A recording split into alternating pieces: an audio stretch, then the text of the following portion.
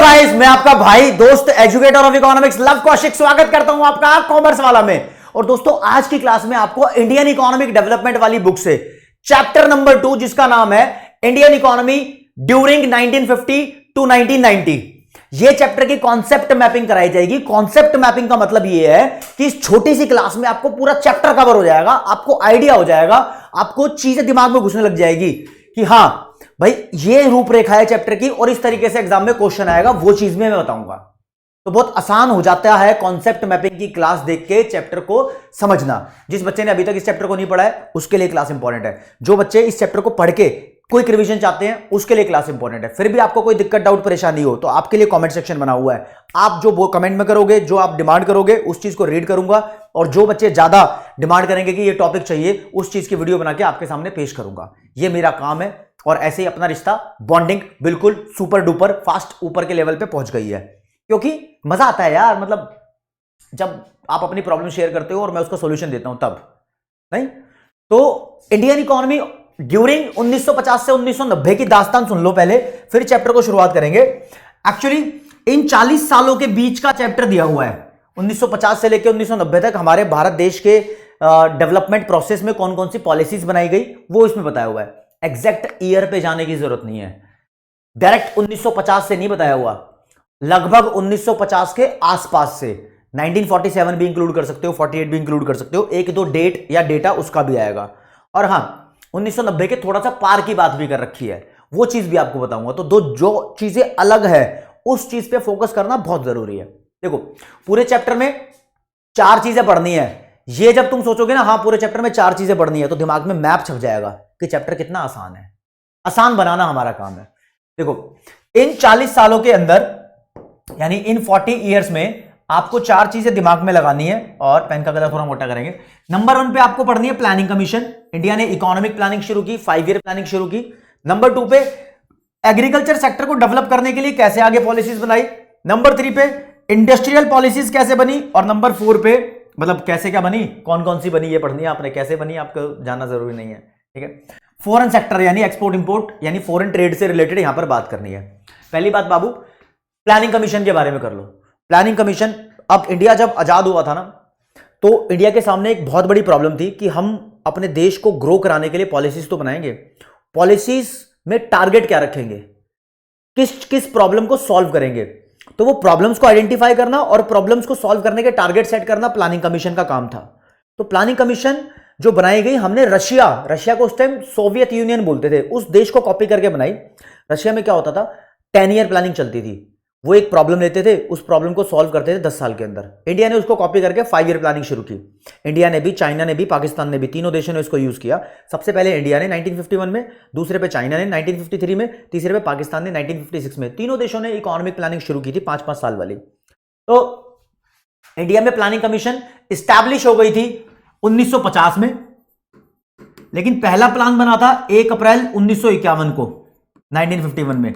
ये 5 साल का एक प्लान होता था। बीच में प्लान रुके भी, यानी जब स्टार्टिंग के 3 प्लान बन गए, पहला 51 से लेके 56, दूसरा 56 से लेके 61, तीसरा 1961 से लेके 66 तक बन गया। फिर 3 साल तक प्लान नहीं बने थे। ऐसे 1979 में 1 साल प्लान नहीं बना। फिर ऐसे 1990 के बाद 2 साल प्लान नहीं बने, तो बीच में 6 सालों में गैप आ गया था। लेकिन फिर भी प्लान बने, टोटल मिला के 12 प्लान बनाए। 12 5 ईयर प्लान इंडिया ने बनाए, ठीक है। जो कि लास्ट प्लान 2012, 1 अप्रैल 2012 से लेके 31 मार्च 2017 तक बना। अब प्लानिंग कमीशन नहीं थी। 2017 के बाद प्लानिंग कमीशन ने काम करना बंद कर दिया। तब 2014 के अंदर मोदी जी की गवर्नमेंट आई, तब उन्होंने बता दिया था कि प्लानिंग कमीशन को हम खत्म करने वाले हैं और प्लानिंग कमीशन की जगह 1 जनवरी 2015 को नीति आयोग सेटअप कर दिया, NITI। प्लानिंग कमीशन की तरह ही काम करता है, ठीक है। National institute of transforming India इसको बोलते हैं, national institution of transforming India, आयोग इसका नाम है। पूरा फुल फॉर्म आपसे पूछी जा सकती है। यहां पर क्या है, इन्होंने जब ये 5 ईयर प्लान खत्म हुआ ना 2017 में, उसके बाद प्लानिंग शुरू की। तो 2017 से लेके इन्होंने 2032 तक का प्लान बना दिया। 15 साल का प्लान है, इसको पर्सपेक्टिव प्लान बोलते हैं। जैसे उनको 5 year plan, long term plan थे ना वो प्लानिंग कमीशन के, ऐसे प्लानिंग कमीशन के लॉन्ग टर्म प्लान और शॉर्ट टर्म प्लान्स दोनों होते थे। हमारा focus mainly long term plans पे रहता है। तो यहां पर पर्सपेक्टिव प्लान बोलते हैं इस 15 साल के प्लान को। अब 2032 के बाद क्या होगा तभी पता लगेगा कि किस हिसाब से काम करेगी, पहले इस प्लान पे। अब प्लानिंग कमीशन के कुछ लॉन्ग टर्म ऑब्जेक्टिव्स थे। लॉन्ग टर्म ऑब्जेक्टिव्स पे आपको ध्यान देना है, पेपर में ये पूछे जा रहे हैं, ठीक है, जैसे कि economic growth, modernization, self sufficiency. ये जो ऑब्जेक्टिव्स हैं वो आपको मतलब एक और है चौथे नंबर का, इक्विटी बोलते हैं, ठीक है। तो वो 4 ऑब्जेक्टिव आपको ध्यान रखने हैं, वो जब पूरा करोगे तो माना जाएगा कि आपका प्लानिंग कमीशन का टॉपिक कंप्लीट हो गया। कुल मिलाकर एक मोटा मोटा एक ही क्वेश्चन है प्लानिंग कमीशन के बारे में, लॉन्ग टर्म ऑब्जेक्टिव 4 आपको ध्यान रखने, वहीं कहानी खत्म। दूसरे पे एग्रीकल्चर सेक्टर में आते हैं यार। एग्रीकल्चर सेक्टर में अब प्रॉब्लम्स तो फर्स्ट वाले चैप्टर में पढ़ ली थी, उन प्रॉब्लम्स का सॉल्यूशन निकालने के लिए हमारे देश की गवर्नमेंट ने क्या किया। हमारे देश की गवर्नमेंट ने जो भी किया हो, आपको 3 चीजें ध्यान में रखनी है। लैंड रिफॉर्म्स किए, रिफॉर्म्स का मतलब होता है सुधार, जमीनी सुधार किए, यानी जो जमींदारी सिस्टम था वो एबोलिश कर दिया, खत्म कर दिया, एबोलिशन ऑफ जमींदारी सिस्टम बोलते हैं उसको। फिर लैंड सीलिंग कर दी, यहां पर एक इंसान के पास मैक्स टू मैक्स कितनी जमीन हो सकती है उसकी लिमिट लगा दी, उसको लैंड सीलिंग बोलते हैं। कंसोलिडेशन ऑफ लैंड होल्डिंग कर दिया, यानी जिनकी जमीन टुकड़ों में अलग अलग जगह बिखरी हुई थी, अलग अलग राज्यों के अंदर या अलग अलग दूरियों पे, उनको इकट्ठा मिला के एक जगह जमीन दे दी। या फिर रेगुलेशन ऑफ लैंड, रेंट कर दिया, अगर कोई रेंट चार्ज कर रहा है तो रेगुलेट करके, सरकार का कंट्रोल है उस पर, बहुत ज्यादा रेंट चार्ज नहीं कर सकता। ऐसे कुछ लैंड रिफॉर्म्स यहां पर किए गए। और ग्रीन रेवोल्यूशन एक मेजर लैंडमार्क रेवोल्यूशन रहा इंडियन एग्रीकल्चर सिस्टम में। ये 1960s के मिड में, लगभग 1965 के आसपास स्टार्ट हुआ था। न्यू एग्रीकल्चर पॉलिसी आई थी 1961 में, वो जानना जरा, उसका हिस्सा था ग्रीन रेवोल्यूशन, एक तरीके से ये मान लो। इसके बारे में भी और बताता हूं। फिर ग्रीन रेवोल्यूशन में ही आपको एक चीज पढ़नी है, डिबेट ओवर सब्सिडीज। जो ग्रीन रेवोल्यूशन के अंदर बीज, खेतों में जो सीड्स यूज करते थे उसको मिरेकल सीड्स बोलते थे, HYV की फुल फॉर्म कमेंट सेक्शन में तुम बताओगे, मुझे पता तो लगे कि यहां तक पहुंचे हो तो किस लेवल पे हो तुम। HYV सीड्स, ठीक है, बताओ जरा कमेंट सेक्शन में। डिबेट ओवर सब्सिडीज, बहुत महंगे थे वो सीड्स, तो इकोनॉमिस्ट कह रहे थे कि एग्रीकल्चर में फार्मर्स खरीद नहीं पाएंगे तो उनको सब्सिडीज देनी शुरू कर दो। फर्टिलाइजर वगैरह भी महंगे थे, बीज भी महंगे थे, तो सब्सिडीज देनी शुरू कर दो इनके ऊपर। तो कुछ इकोनॉमिस्ट कह रहे थे नहीं देनी चाहिए, सरकार के बजट के ऊपर बर्डन बढ़ेगा, फिस्कल डेफिसिट ज्यादा हो जाएगा, तो फाइनेंशियल बर्डन गवर्नमेंट के ऊपर हो जाएगा। तो ऐसे डिबेट चला था इसके ऊपर। डिबेट एग्जाम में इंपॉर्टेंट है, बच्चे जनरली इसको भूल जाते हैं, याद नहीं करते। ये छुपा रुस्तम क्वेश्चन है, पेपर में चिपक के आता है, ध्यान रखना। फिर इंडस्ट्रियल सेक्टर में आपको एक बात ध्यान रखनी है कि पहली इंडस्ट्रियल पॉलिसी बनी थी, उसको IPR बोलते हैं, इंडस्ट्रियल पॉलिसी रेजोल्यूशन, 1948 में बनी थी।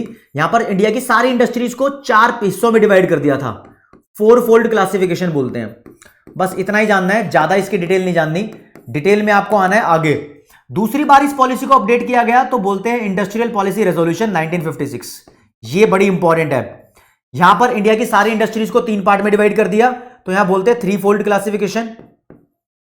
3 फोल्ड क्लासिफिकेशन, पहले हिस्से में 17 इंडस्ट्रीज थी, वो इंडस्ट्रीज जो सिर्फ गवर्नमेंट रन करेगी। दूसरे कैटेगरी में 12 इंडस्ट्रीज थी, वो इंडस्ट्रीज जो गवर्नमेंट रन करेगी लेकिन गवर्नमेंट नहीं कर पाई तो प्राइवेट सेक्टर कर सकता है उसको, यानी private sector secondary role play करेगा इसमें। और जितनी बची सारी तीसरे हिस्से में थी। बस फर्क ये, फीचर मेन ये थी, कोई भी कुछ भी कर रहा हो प्राइवेट सेक्टर का बंदा, हर एक बंदे को हर काम, कोई भी इंडस्ट्री सेटअप कर रहा हो उसके लिए लाइसेंस लेना जरूरी है। तो लाइसेंसिंग यहां पर मैंडेटरी हो गई थी। सरकार ने बोला कि कोई बंदा अगर रूरल एरिया में, रिमोट एरिया में कोई काम धंधा खोलेगा तो उसको बहुत सारी कंसेशन मिलेगी, छूट मिलेगी। इसके अलावा कोई छोटा मोटा स्मॉल स्केल इंडस्ट्री भी खोल रहा है तो उसको भी टैक्स रिबेट मिलेंगे, छूट मिलेगी।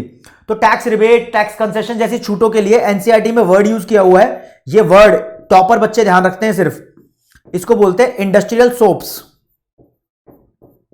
सोप्स, साबुन वाला सोप्स, तो इंडस्ट्रियल सोप्स दिए गए हैं। तो ये कुछ फीचर्स थी, फीचर को बच्चे ना, अब क्या है 3 फोल्ड क्लासिफिकेशन, इंडस्ट्रीज को 3 पार्ट में डिवाइड कर रखा है। ये एक फीचर बच्चे याद करके चले जाते हैं, सोचते हैं कि यही 3 पॉइंट हो गए ना, ये एक पॉइंट है। आगे तो ये है कि रूरल एरिया में जो इंडस्ट्री सेटअप करेगा उसको टैक्स में छूट मिलेगी, जो स्मॉल स्केल इंडस्ट्री खोलेगा उसको टैक्स में छूट मिलेगी, ठीक है। हर चीज के लिए लाइसेंस लेना जरूरी होगा, ये इंपॉर्टेंट पॉइंट है।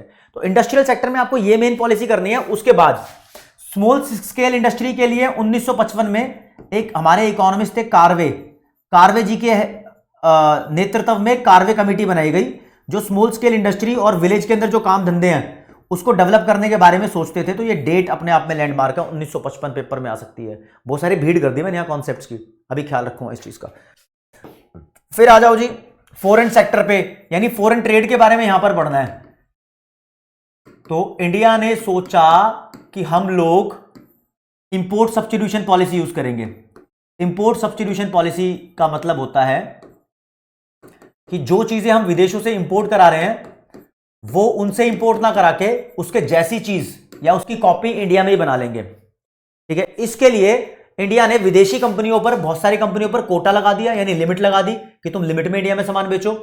बहुत सारी विदेशी कंपनियों पर टैरिफ बैरियर्स लगा दी। टैक्स, टैरिफ का मतलब होता है टैक्स, टैक्स बहुत सारा लगा दिया कि उन्हें महंगा पड़ेगा इंडिया में बेचना, तो वो कम ही बेचेंगे फिर इंडिया में सामान। तो ऐसी कुछ रेस्ट्रिक्शन फॉरेन कंपनीज पे लगाई गई ताकि वो ट्रेड इंडिया से, मतलब इंडिया के अंदर सामान बेचना कम कर दे। और ये ऐसा किस लिए किया गया? इसको करने का मेन पर्पस था, जो इंडिया के अंदर नई नई इंडस्ट्रीज बन रही थी, नई नई फैक्ट्री खुल रही थी, वो ग्रो कर पाए। क्योंकि अगर पहले ही कोका कोला बाहर से आ जाएगी इंडिया में, तो इंडिया की कोल्ड ड्रिंक कंपनी कैसे आगे बढ़ेगी? नहीं, तो यही हुआ। तो इसको देखते हुए फिर इंडिया ने रोक लगाया और फिर इंडियन इंडस्ट्रीज ने ग्रो करना शुरू किया। तो इंपोर्ट सब्स्टिट्यूशन पॉलिसी का मेन मोटिव था कि डोमेस्टिक इंडस्ट्रीज को ग्रो करना, है ना, डोमेस्टिक इंडस्ट्रीज को प्रोटेक्ट करना फॉरेन कंपटीशन से। ठीक है, तो इस ओवरऑल एक बात कही जाती है इन सभी पॉलिसीज के बारे में कि ये सब इंडिया के अंतरात्मा, अंदर प्रोटेक्शन देने के लिए थी। तो इनको बोलते हैं इनवर्ड लुकिंग पॉलिसी। ये जो वर्ड लिख रहा हूं ये आपके बड़े काम के हैं, समझ रहे हो? मेरी गाथा, मेरी ये कहानी सुन के आपको चैप्टर प्रिपेयर करने में बहुत ज्यादा हेल्प मिलेगी। एक दिमाग में सेट हो गया भाई, जब भी ये सेकंड चैप्टर पढ़ेंगे तो 4 चीजें पढ़ेंगे: planning commission, agriculture sector, industrial sector, foreign sector. कहानी खत्म। यहां से चीजें क्लियर हो जाती है, यहां से चीजें मेन इंपॉर्टेंट होती है। अब ग्रीन रेवोल्यूशन के बारे में यहां से बहुत इंपॉर्टेंट क्वेश्चन बनता है। तो ग्रीन रेवोल्यूशन के बारे में छोटी सी बात बताना चाहूंगा आपको।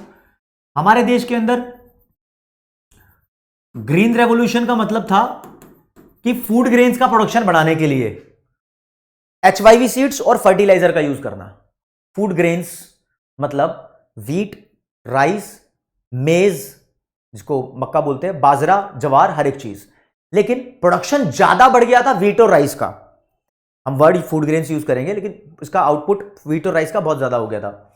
इस ग्रीन रेवोल्यूशन को इंडिया के अंदर 2 फेजेस में लॉन्च किया गया, दो टुकड़ों में। एक था फेज 1, एक फेज 2।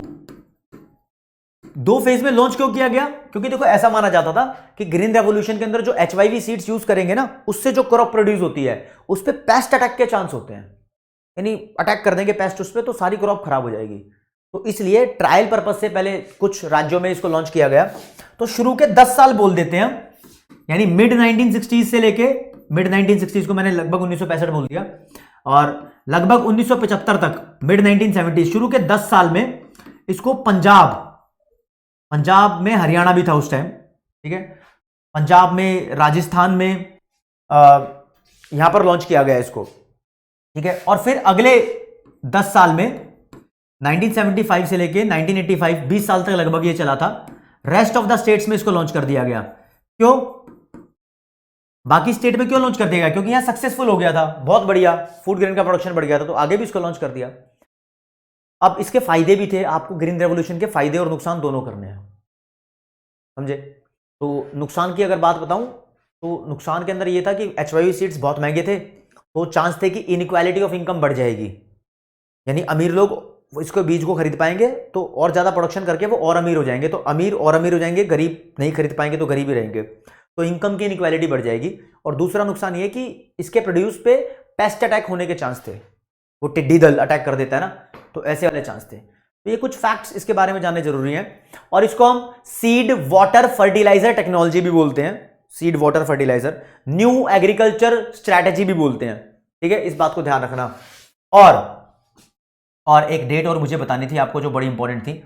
यहां से एग्रीकल्चर सेक्टर से सब कुछ बता चुका मैं आपको कि 1961, हाँ 1961 में न्यू एग्रीकल्चर पॉलिसी आई थी, ये डेट आपको ध्यान रखनी जरूरी है।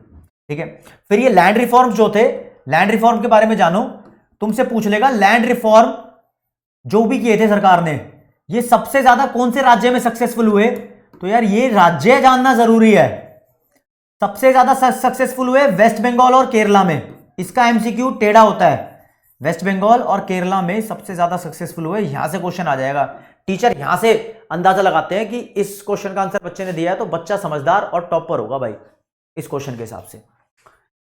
और इतना ऊपर ओवरऑल तुम चैप्टर पढ़ लोगे तो इंपॉर्टेंट क्वेश्चन आपको यहां पर जो मेरा फेवरेट क्वेश्चन है नंबर 1 5 ईयर प्लानिंग के लॉन्ग टर्म ऑब्जेक्टिव्स, दूसरे पे ग्रीन रेवोल्यूशन के एडवांटेज डिसएडवांटेज, तीसरे पे डिबेट ओवर सब्सिडीज, और चौथे नंबर पे रहेगा लैंड रिफॉर्म का क्वेश्चन, पांचवें नंबर पे रहेगा इंपोर्ट सब्स्टिट्यूशन पॉलिसी का क्वेश्चन। 5 क्वेश्चन आप यहां से याद करके पूरा चैप्टर कवर कर सकते हो, ठीक है। बाकी डेट्स एंड डेटा छोटा मोटा आपको ध्यान रखना है। छठे नंबर का क्वेश्चन यार, आईपीआर 1956 की फीचर यही करनी है आपको, सारी नहीं करनी, इसलिए इसको हैशटैग कर दिया मैंने आपको, ठीक है ना। तो दोस्तों आज की क्लास में इतना ही। जय हिंद, जय भारत, नमस्कार, धन्यवाद।